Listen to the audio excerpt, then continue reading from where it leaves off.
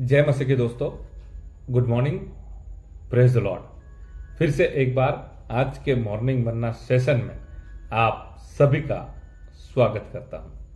आओ तो मित्रों, आज के दिन की हम शुरुआत करेंगे परमेश्वर के वचन के साथ। आज के स्टडी के लिए हम देखने जा रहे मत्ती रचित सुसमाचार 7वां अध्याय 24 और 26 वचन।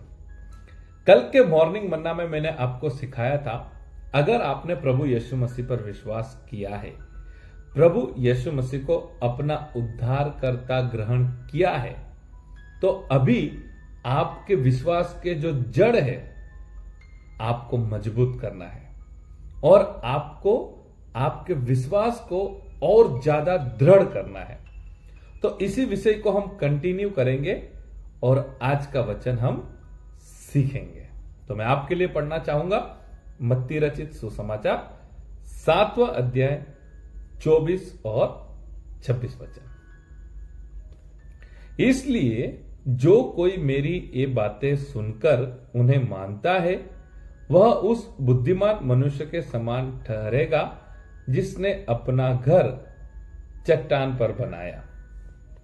परंतु जो कोई मेरी ये बातें सुनता है और उन पर नहीं चलता, वह उस निर्बुद्धि मनुष्य के समान ठहरेगा जिसने अपना घर बालू पर बनाया। इन दो वचनों में एक कॉमन बात हम देख सकते हैं, वह है घर बनाना। दोनों वचनों में घर बनाने के विषय कहा गया है, लेकिन घर बनाने का जो तरीका है, घर बनाने का जो रीत है, वह अलग है और दोनों व्यक्तियों को अलग अलग पहचान दिया गया है।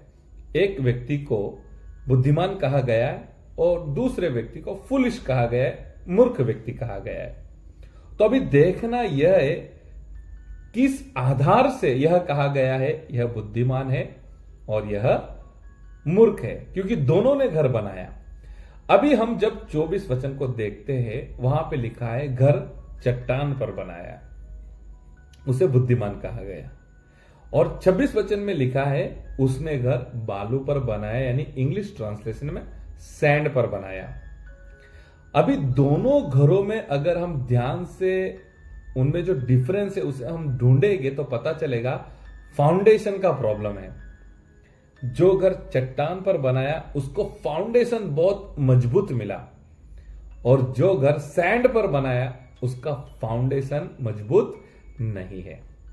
अभी दोनों घरों के ऊपर बाढ़ आती है, रेल आती है, तकलीफ आती है और जो घर चट्टान पर बनाया वो वहां पर खड़ा रहता है और जो घर सैंड पर बनाया था वो बाढ़ आने की वजह से, बारिश आने की वजह से गिर जाता है। तो दोनों घरों में जो सीखने वाली बात है मेरे प्रियो, वो है फाउंडेशन। जितना पक्का फाउंडेशन उतना मजबूत घर। एग्जाम्पल के लिए मैं आपको कहना चाहता हूं, जो आप बड़ी बड़ी बिल्डिंग्स देखते हैं, उन बिल्डिंग्स को बनाने से पहले फाउंडेशन किया जाता है। जितना मजबूत फाउंडेशन होता है उतना ही मजबूत बिल्डिंग होता है। इसी तरह से कल मैंने आपको वचन से एग्जाम्पल दिया था, विश्वास की जो जड़ है उसे हमें मजबूत करना है। यानी जो पेड़ होता है वो इतना बड़ा हो जाता है, उसका फाउंडेशन जितना स्ट्रांग होता है उतना वह पेड़ बड़ा होता है और अच्छी तरीके से हर परिस्थिति में खड़ा रहता है। कल भी हमने यही सीखा था, आज भी हमने यही सीखा, फाउंडेशन। मेरे प्रियो, अगर आपने प्रभु यीशु मसीह पर विश्वास किया है, 5 साल हुआ होगा आपको मसीह जीवन में आके, 1 साल हुआ होगा, 20 साल हुआ होगा, लेकिन आपको इस बात को समझना है, फाउंडेशन बहुत इंपॉर्टेंट है। आपके मसीह जीवन को आपने किस आधार पर खड़ा किया है, सैंड पर या फिर चट्टान पर? क्योंकि तकलीफ तो आएगी, लेकिन जो फाउंडेशन स्ट्रांग होगा, जो मसीह जीवन चट्टान पर खड़ा होगा और कल के वचन अनुसार जिसके जड़ बहुत ही डीप गए होंगे, मजबूत होंगे, वैसा मसीह व्यक्ति हर परिस्थिति में खड़ा रह सकता है। आपने भी देखा होगा कुछ ऐसे व्यक्ति बहुत जल्दी विश्वास कर लेते हैं, यस प्रभु यीशु उद्धार करता है, और उनको विश्वास हो जाता है प्रभु यीशु ही हमारे परमेश्वर है। लेकिन क्या होता है, जड़ मजबूत नहीं होते, फाउंडेशन मजबूत नहीं होता। यानी इन्होंने विश्वास कर लिया प्रभु यीशु मसीह ही उद्धार करता है, बाद में उन्होंने अपने विश्वास को डेवलप नहीं किया, चर्च का संगति ठीक से नहीं किया, प्रार्थना में समय नहीं बिताया, बाइबल स्टडी के लिए समय नहीं निकाला।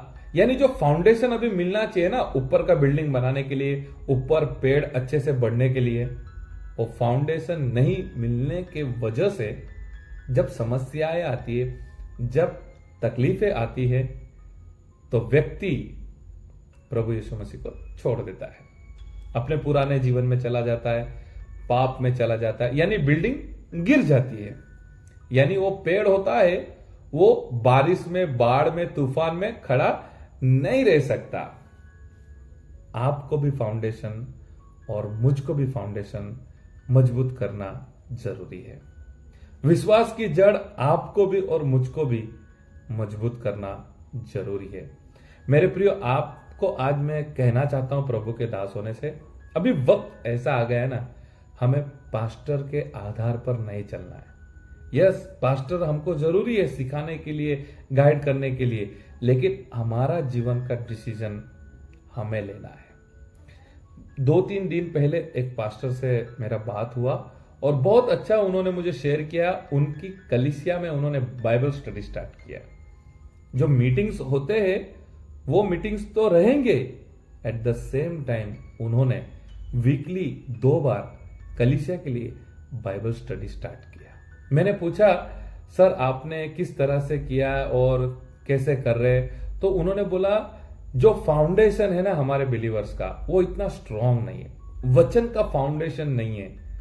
तो वचन का फाउंडेशन मिलने के लिए बाइबल स्टडी रखा गया। मुझे सुनकर बहुत खुशी हुआ, क्योंकि फाउंडेशन बहुत इंपॉर्टेंट है।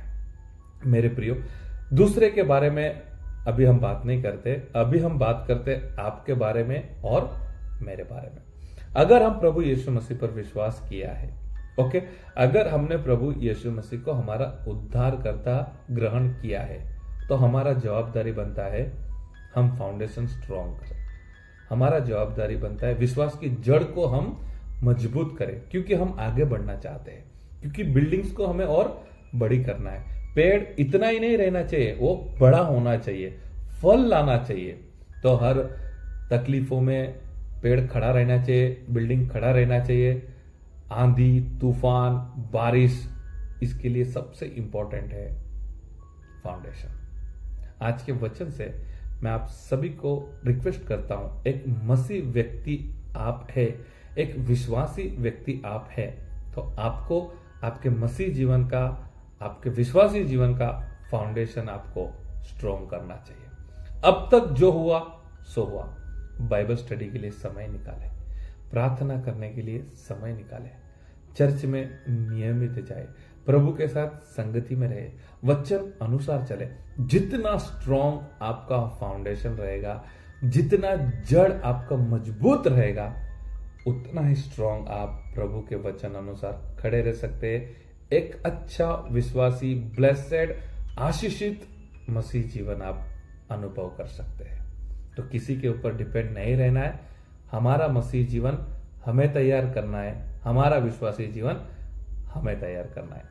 आपको आपका विश्वास का जड़ मजबूत करना है, आपका फाउंडेशन आपको मजबूत करना है। क्योंकि आज के वचन में 2 ही बातें हमने सीखा, एक बुद्धिमान व्यक्ति और दूसरा मूर्ख व्यक्ति। और उन दोनों का डिफरेंशिएशन अगर हम देखते हैं, तो एक ने चट्टान के ऊपर घर बनाया, दूसरे ने सैंड के ऊपर। प्रभु के दास होने से मेरा जवाबदारी है वचन का प्रकाशन में आप तक लाऊं। मेरा आप सभी से रिक्वेस्ट है, वचन को ग्रहण करें, आपके जीवन को तैयार करें। आज के वचन से प्रभु आप सभी को आशीष करें। God bless you. Have a nice day.